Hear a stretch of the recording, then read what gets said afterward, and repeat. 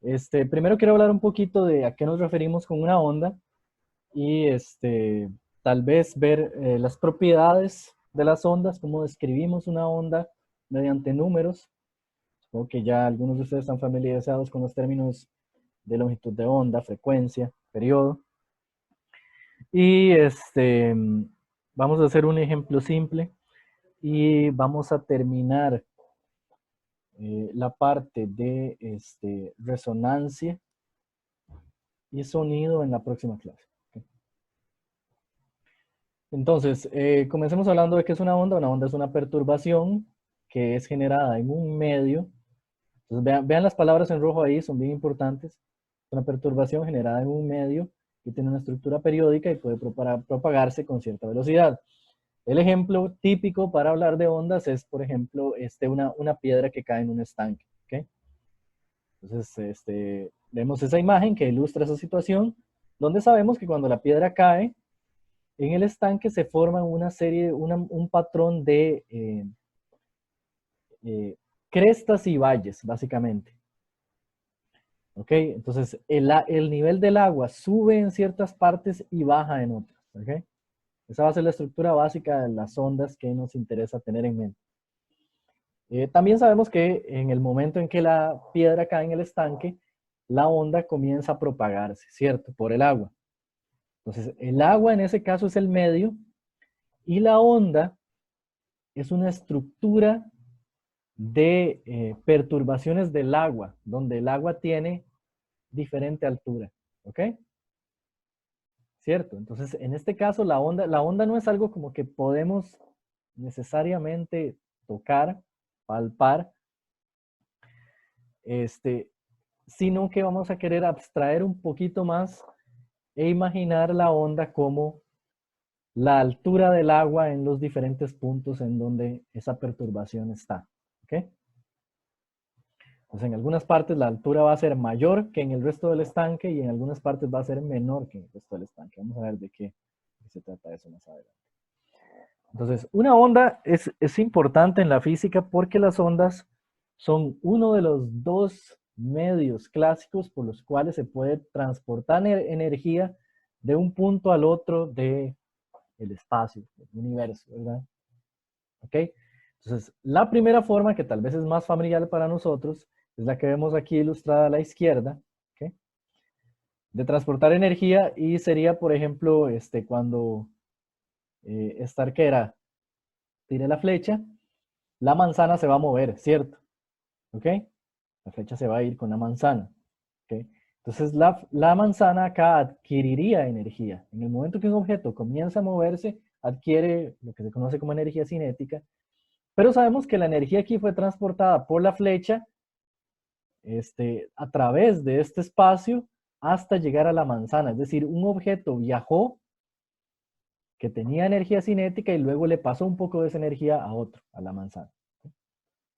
Esa es la primera forma de transportar energía, que es por contacto directo y movimiento de los objetos. ¿Okay? La segunda forma de transportar energía de un punto a otro sería por medio de ondas. ¿Okay? Vean que en las ondas, aunque podría aparecer en una onda, el agua no se mueve en la dirección de propagación de la onda. El agua solo se mueve hacia arriba y hacia abajo. ¿Okay? Cuando la onda se está propagando, lo que hace es que el agua se mueva hacia arriba y hacia abajo. Pero eso tal vez lo podemos entender más fácil si imaginamos que colocamos acá un barquito de papel, ¿verdad? Si la piedra cae acá, lo que vamos a ver es que el barquito comienza a oscilar, pero el barco no es arrastrado por la onda. La onda tiene la forma simplificada que queremos imaginar. ¿Okay? Entonces, en este caso, si arrojamos la piedra, por ejemplo, y hubiera una hoja en algún punto del estanque, la hoja comenzaría a moverse sin estar en contacto con la piedra, ¿verdad? Esto es lo que yo quiero que a ustedes les quede claro.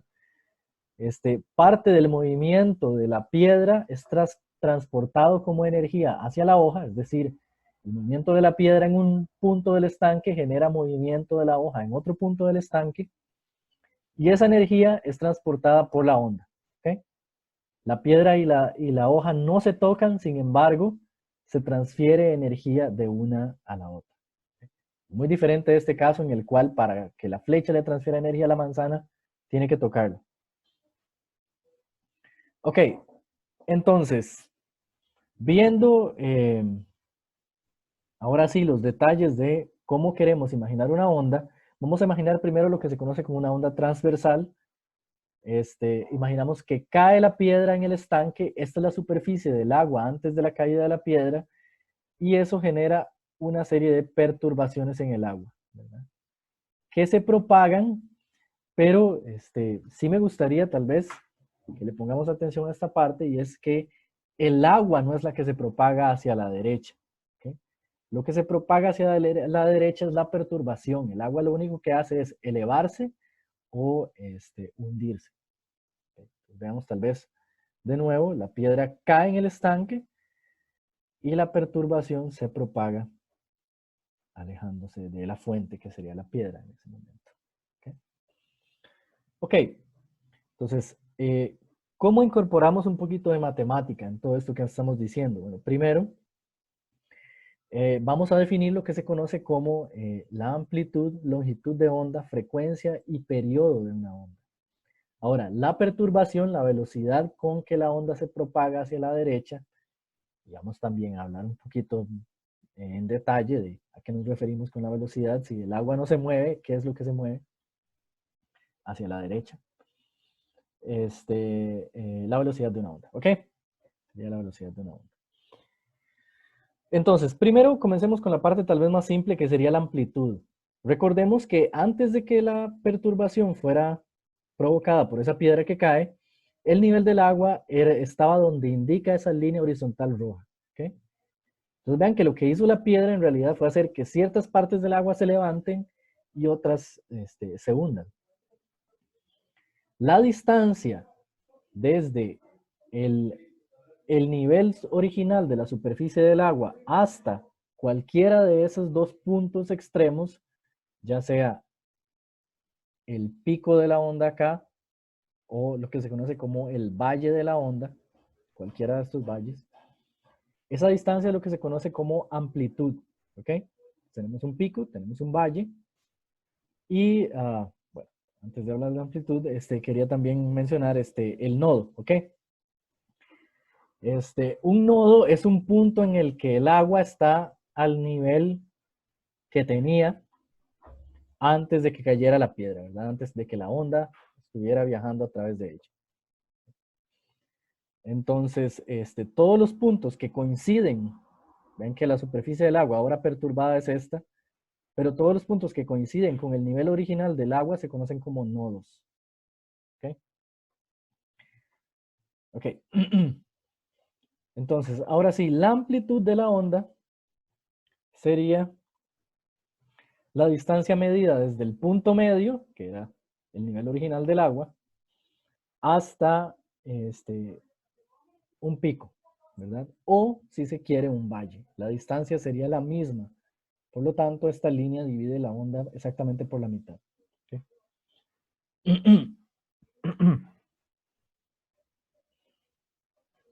Ok. No sé qué pasó aquí. Ahora, la distancia horizontal entre dos picos consecutivos es lo que se conoce como longitud de onda y se representa con la letra lambda. Ahora, si ustedes se fijan bien en esta estructura, no va a ser difícil darse cuenta de que esta distancia es lo mismo que esta distancia de acá, por ejemplo. Entonces, lambda se puede medir entre dos picos consecutivos o entre dos valles consecutivos. ¿Okay? De hecho, lambda se puede medir incluso entre nodos, pero serían nodos no consecutivos. ¿Por qué? Porque vean que si bien dos... Ok, si bien dos picos acá son puntos exactamente equivalentes en la estructura de la onda, este nodo y este nodo no son equivalentes, porque si ustedes se fijan, en este nodo, si nos movemos a la derecha estaríamos subiendo y en este nodo estaríamos bajando, ¿ok? Entonces, ¿cuáles son dos nodos exactamente equivalentes? Sería este de acá y este de acá. Dos nodos en los que estaríamos subiendo por una cresta de la onda. Entonces la longitud de onda también se puede medir ahí, ¿ok? Entre dos nodos no consecutivos. Ok. El periodo. ¿Cómo hablamos del periodo? Tal vez la mejor forma es imaginarnos que en la superficie del agua hay un barquito, ¿verdad? Flotando. Y lo que queremos saber es cuánto tiempo le toma al barquito por estar en la misma posición 2 veces consecutivas. ¿Okay? Es decir, imaginamos que el barco está acá, ¿verdad? En este pico. La onda se mueve hacia adelante. Vean que si la onda se mueve hacia la derecha, entonces el barco va a comenzar a descender sin moverse hacia la derecha, ¿verdad? El barco comenzaría a descender, llegar a un valle y luego volver a subir hasta llegar al próximo pico, que sería este. Cuando este pico llegue a esta posición, el barco volvería a estar en la misma posición que tenía al comienzo. ¿Ok? Del intervalo que nos interesa, y ese intervalo es lo que se conoce como el periodo. ¿Ok? Entonces el periodo es el tiempo que le toma al barco básicamente hacer esto. ¿Ok? Y es el tiempo que, si vemos un punto fijo en el medio, toma para que el medio oscile de forma completa. Es decir, el medio describa una oscilación completa en la que sube, baja y vuelve a subir y queda como cuando lo vimos por primera vez. ¿Ok? ¿Está claro hasta ahí? Entonces el periodo es el tiempo que le toma al medio describir una oscilación completa y lo podemos ver tal vez como algo flotando en el agua, bajando y subiendo otra vez hasta la posición inicial. Entonces vean que hay acá una relación entre el movimiento vertical, ¿verdad? De cualquier objeto que yo ponga en el agua y el movimiento de la onda hacia adelante. ¿Ok? Entonces la forma en la que deberíamos pensar en el movimiento de la onda, es decir, la onda se desplaza aquí hacia la derecha, el medio se desplaza hacia arriba y hacia abajo, pero la onda se desplaza hacia la derecha. ¿Ok? La forma en la que deberíamos pensar en eso es tratando de visualizar todos estos picos avanzando hacia la derecha. ¿Okay? Es decir, en cierto momento este pico va a llegar a esta posición y este a esta y el que estaba antes a esta, etc. Entonces, todas las perturbaciones, si las comenzamos a seguir con la vista, las vamos a ver desplazándose hacia la derecha por el medio. Sin embargo, el medio no se mueve, lo que se mueve es la perturbación. ¿Ok? No se mueve hacia adelante, digamos, hacia la derecha. El medio, la perturbación en el medio, lo que lo hace, lo que le provoca en este caso es moverse hacia arriba y hacia abajo. Ok, entonces de nuevo, el periodo es el tiempo que le toma al barco hacer esto.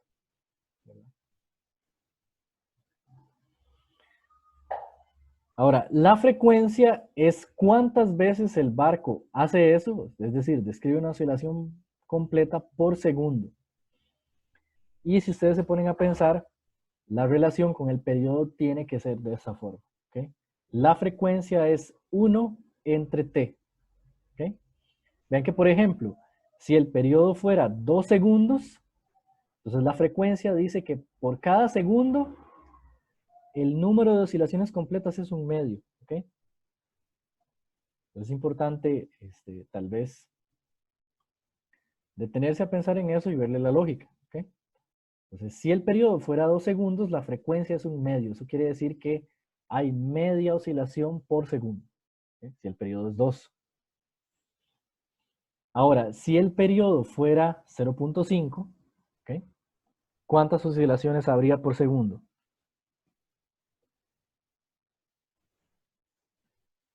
Si el periodo fuera 0.5 segundos.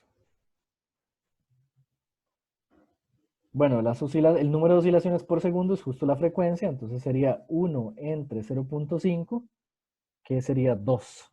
¿Okay? Entonces, si el periodo es 0.5 segundos y observamos la onda durante 1 segundo, vamos a verla oscilar 2 veces. ¿Okay? La frecuencia es el número de oscilaciones que observaríamos si observáramos un punto de la onda durante un segundo. La frecuencia, vean que el periodo se mide en segundos, ¿ok? La frecuencia se mide entre 1 entre segundo, ¿ok? La unidad de medición de la frecuencia es 1 entre segundo. Y eso se conoce como el hertz, ¿ok? Entonces, 1 entre un segundo es igual a 1 hertz.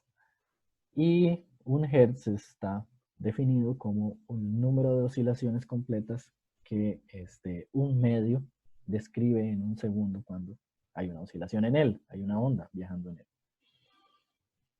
él. Ok. Entonces ahora ya podemos comenzar un poco a pensar en la velocidad de la onda, ¿ok? Entonces la velocidad de la onda va a ser, por ejemplo, si nos fijamos en este pico, va a ser la velocidad a la que se mueve este pico. Este mismo pico cuando pasa por todos los puntos horizontales del medio que están delante de él, ¿verdad? La forma en la que yo voy a medir la velocidad de la onda es, por ejemplo, determinando cuánto tiempo le toma a este pico llegar acá, ¿ok? Ahora, eso ya lo sabíamos. ¿Cuánto tiempo le toma a este pico llegar acá? Bueno, es un periodo, ¿verdad? Porque si bien dijimos antes, el periodo es justo el tiempo que le toma al barco bajar hasta un valle y volver a su posición inicial. ¿Cuándo pasa eso? Cuando la onda avanza hacia la derecha de forma que este pico llegue a la posición donde está el barco. ¿Ok? Entonces este pico reemplazaría a este pico en esta posición.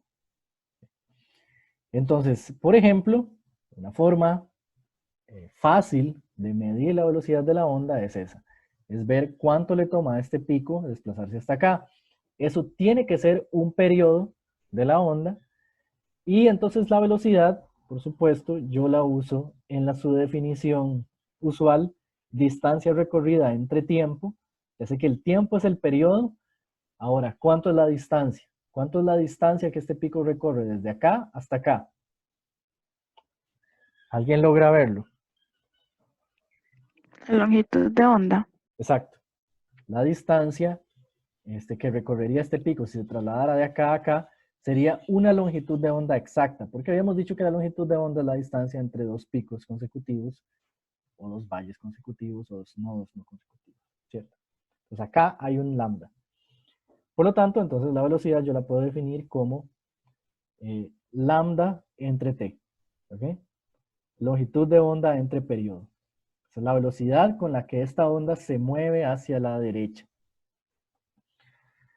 Por supuesto, yo sé que 1 entre el periodo es igual a la frecuencia, por lo tanto la velocidad también puede ser descrita como lambda por f, por la frecuencia.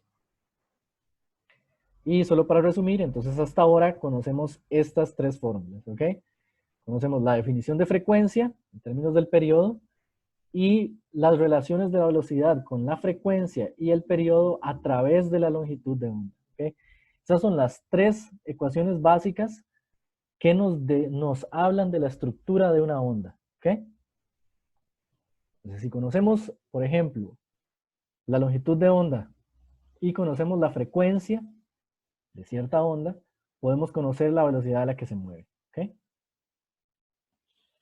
Y viceversa, si conocemos la velocidad, podemos conocer alguna de las longitudes importantes de la onda, ya sea lambda, o tal vez la frecuencia f. Ok, hasta ahora hemos estado hablando de un tipo de onda que se conoce como ondas transversales, ¿ok? Las ondas transversales son justamente perturbaciones que tienen una dirección transversal a la dirección en que la onda se mueve, ¿ok? Entonces, en el caso de la superficie de agua, o por ejemplo, esta cuerda que vemos acá, tenemos que las perturbaciones implican movimiento hacia arriba y hacia abajo, mientras que la onda se mueve de izquierda a derecha, ¿cierto?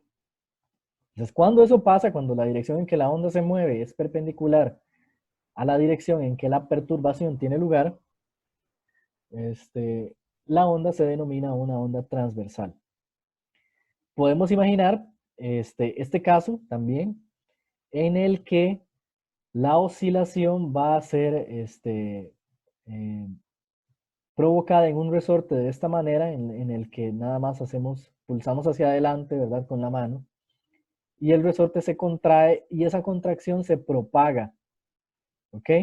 Podemos hacerlo muchas veces y definir un patrón periódico de contracciones y estiramientos del resorte, ¿ok? Entonces, eso también conformaría una onda, ¿ok? En ese caso, lo que mediríamos sería no la altura del agua o la cuerda, sino la contracción del resorte, ¿ok? Pero ven que en ese caso, la perturbación para que se dé la perturbación, tiene lugar movimiento que no es perpendicular a la dirección de la propagación de la onda, sino que es paralelo, ¿ok? Entonces, cuando la dirección en que tiene lugar la perturbación coincide con la dirección en que la onda se propaga, eso se conoce como una onda longitudinal. Ok, entonces hagamos un pequeño ejemplo sobre la estructura de las ondas. Un ejemplo interesante porque usa datos reales. El ejemplo dice: el oído humano cubre frecuencias desde aproximadamente 20 Hz, o sea, 20 oscilaciones por segundo, hasta 20 kHz, ¿ok? Serían 20.000 oscilaciones por segundo. Ok, luego el sonido viaja a 343 metros por segundo por el aire, en condiciones atmosféricas estándar. ¿Cuáles son la longitud de onda, las longitudes de onda asociadas con dichas frecuencias mínima y máxima? ¿Ok? Entonces, ¿cómo resolvemos este problema? Tenemos velocidad, tenemos longitud de onda, tenemos frecuencia, disculpen. Yo puedo conocer la longitud de onda. ¿Ok? Recuerdo la relación, velocidad es igual a lambda f. Lo que quiero acá es lambda. Entonces yo puedo despejar allá. Lambda igual a u entre f. Y para la frecuencia menor, ¿ok? La longitud de onda sería de 17.15 metros. Las frecuencias bajas, de hecho, corresponden a los sonidos graves. ¿Ok? Y tal vez es interesante acá, para ilustrar, el siguiente hecho. Por ejemplo, en una cuerda, la longitud de onda, por ejemplo, en una cuerda de una guitarra, la longitud de onda que se forma cuando yo la perturbo es compatible con la longitud de esa cuerda. ¿Ok? Entonces, cuanto más larga sea una cuerda,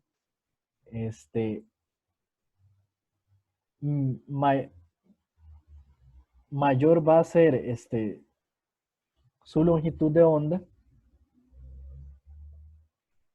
y menor va a ser su frecuencia. ¿Ok? Y eso corresponde a un sonido grave. Entonces, no sé si alguno toca algún instrumento, tal vez se ha dado cuenta que conforme nosotros acortamos la cuerda con el dedo, el sonido se va haciendo cada vez más agudo. ¿Ok? Eso es porque estamos acortando la longitud de onda y por lo tanto estamos aumentando la frecuencia. ¿Ok? Entonces, frecuencias altas son sonidos agudos y eso corresponde con longitudes de onda pequeñas, y frecuencias bajas son sonidos graves y eso corresponde con longitudes de onda largas, ¿ok? Grandes.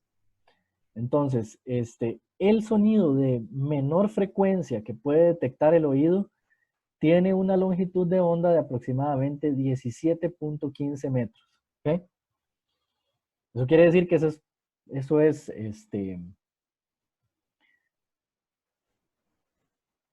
el doble, y vamos a ver por qué el doble. Esto es el doble del tamaño de la mayor cuerda que podemos hacer que emite un sonido que podemos percibir. ¿Okay?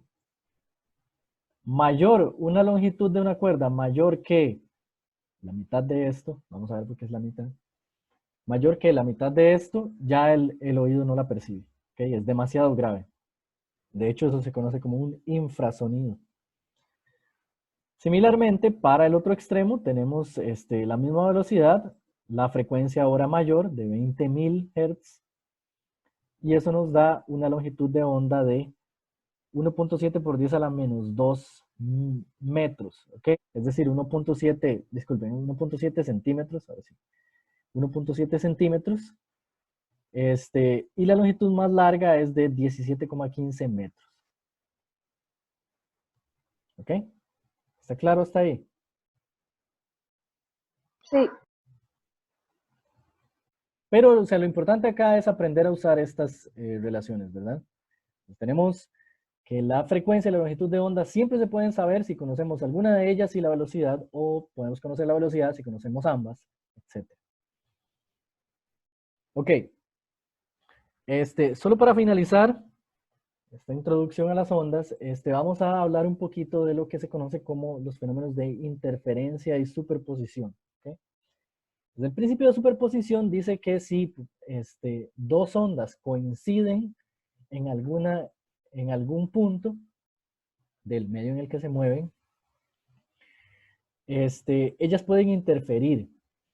Y la forma en que dos ondas interfieren es simplemente una suma o resta de sus amplitudes dependiendo de si coinciden dos picos o dos valles.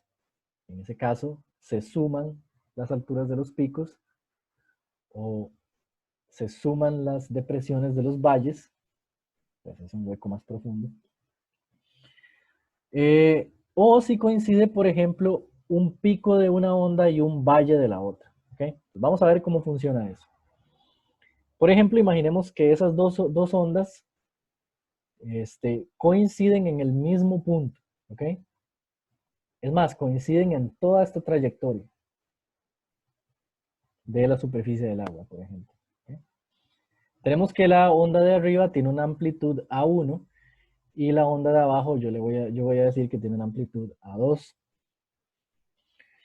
Entonces, cuando esas dos ondas coinciden, ¿okay? Lo que se forma es una onda cuya amplitud es la suma de las amplitudes originales. ¿Okay? Pues en ese caso estamos viendo las dos ondas originales acá en gris. ¿Okay?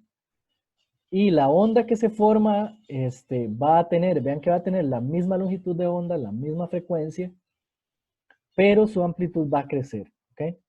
Eso es lo que se conoce como interferencia constructiva. Cuando dos ondas se superponen en una región, de forma que sus picos y valles coincidan. Vean que entonces los picos se vuelven más altos y los valles tienen una depresión mayor también. ¿Verdad?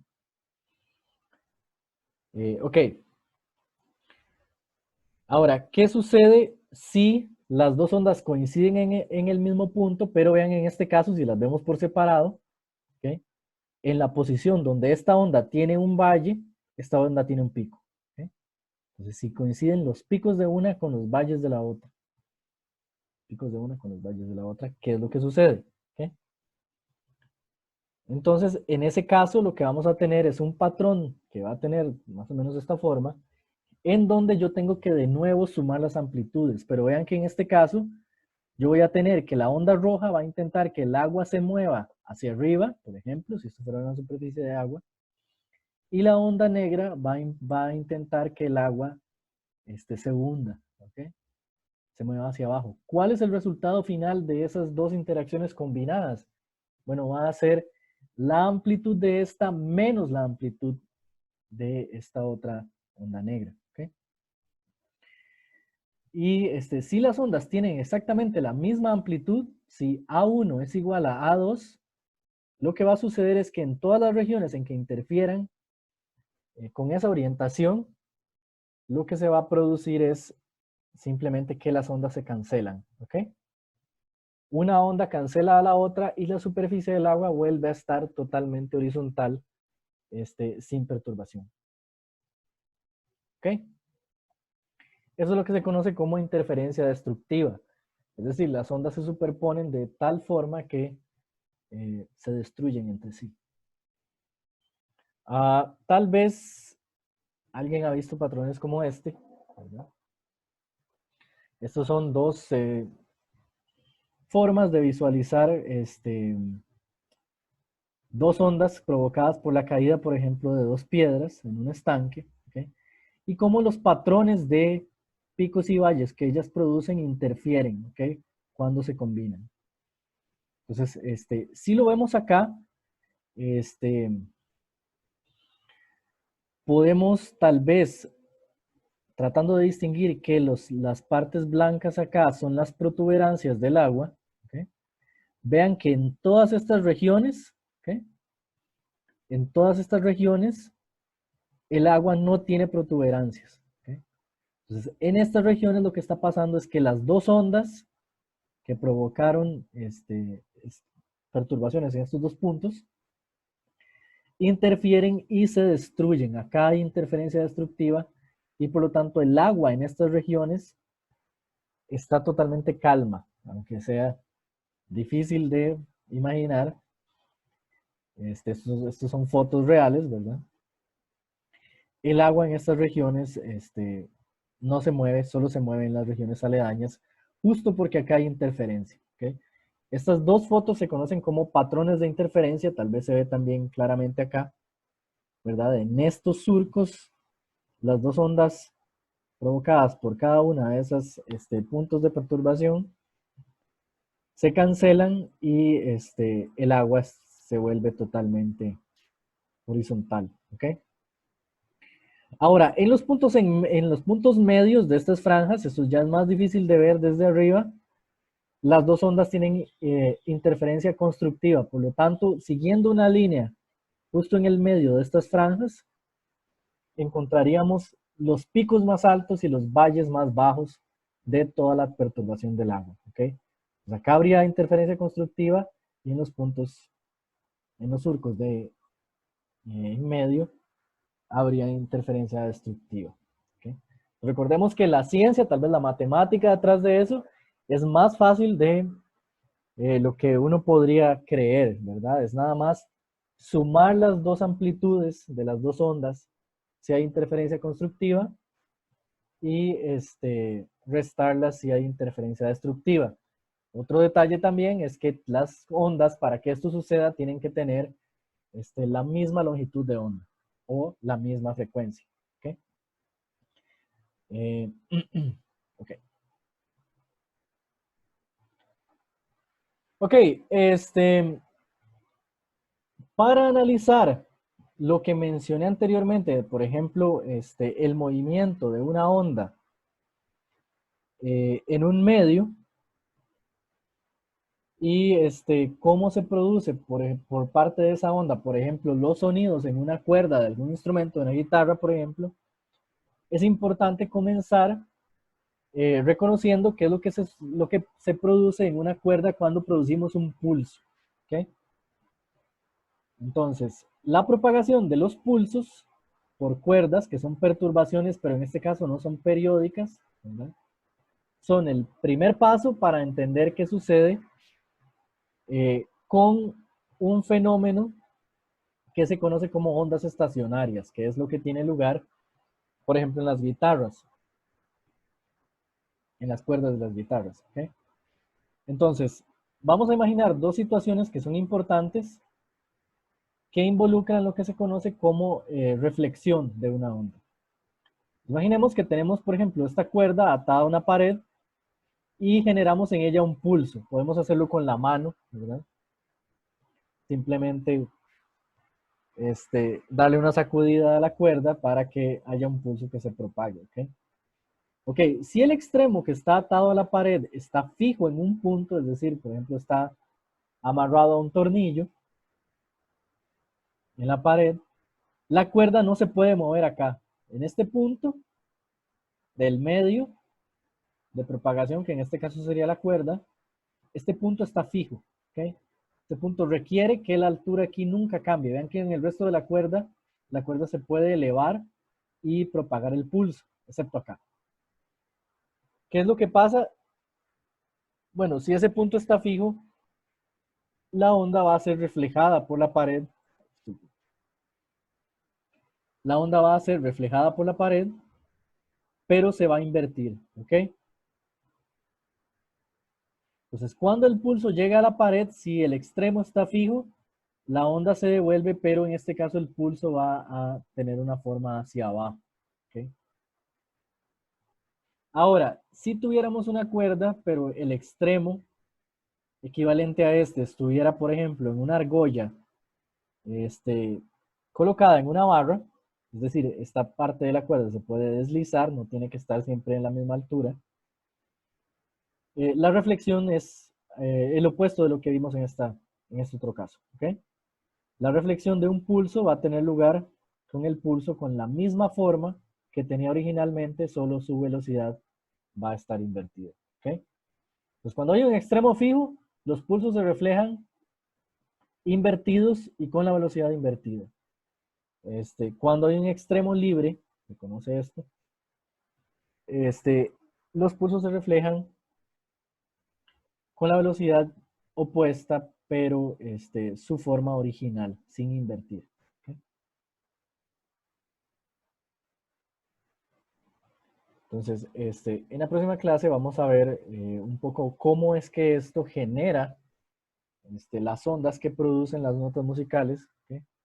Pero básicamente la situación va a ser una onda incidente y una reflejada interfiriendo en la misma cuerda. ¿Ok?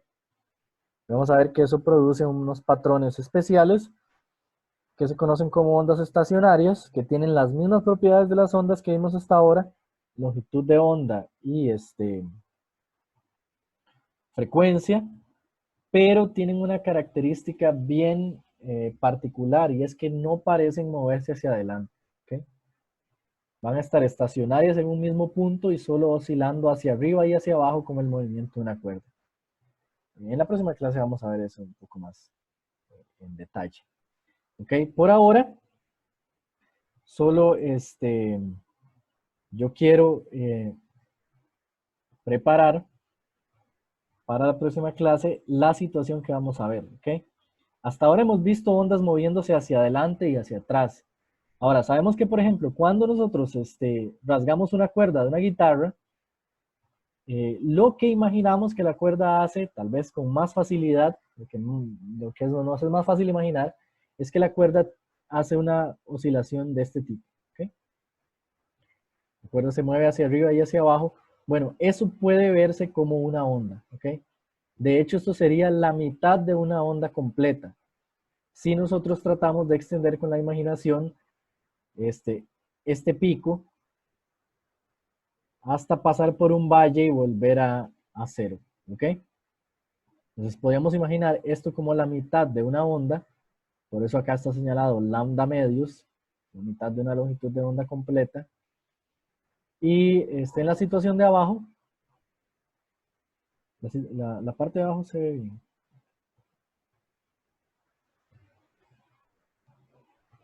Sí. Ok, en la situación de abajo, vamos a tener más bien un cuarto de onda. Esto sería medio pico, luego la otra mitad del pico viene acá, luego la mitad del valle y la otra mitad del valle.